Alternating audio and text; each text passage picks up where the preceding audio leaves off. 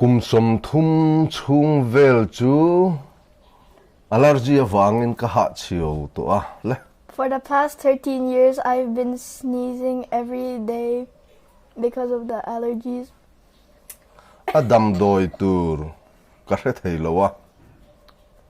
I don't I don't know how to remedy it. I don't know how to remedy it.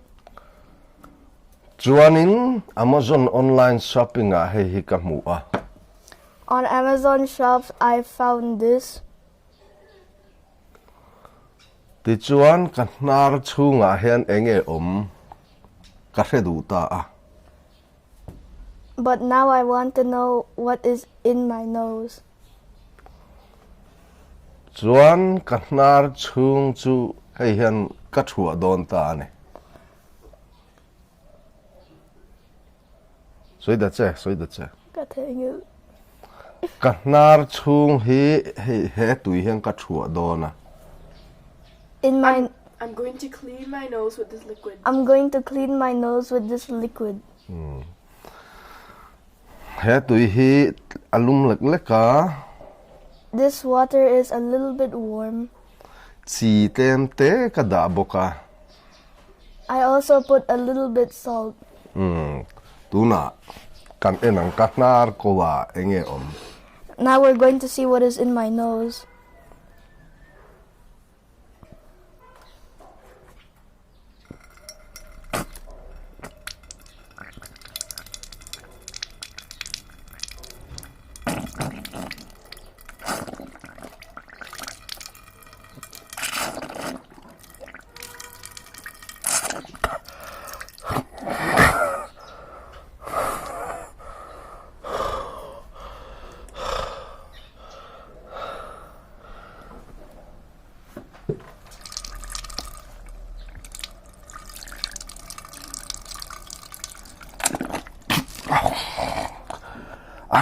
Dalutuk.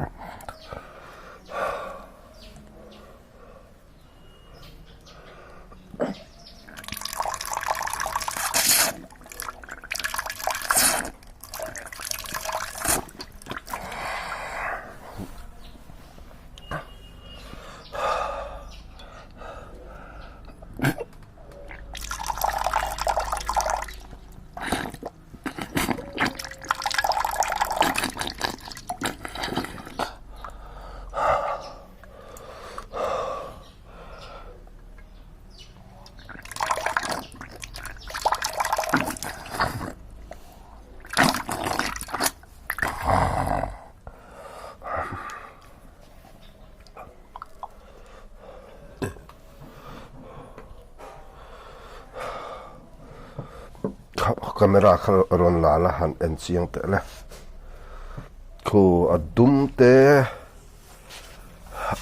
lo te eng mani noi mai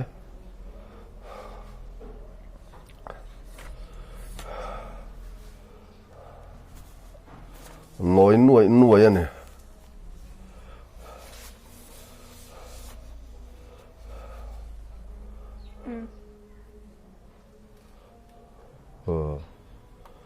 a noi na salu tu ringot la to ke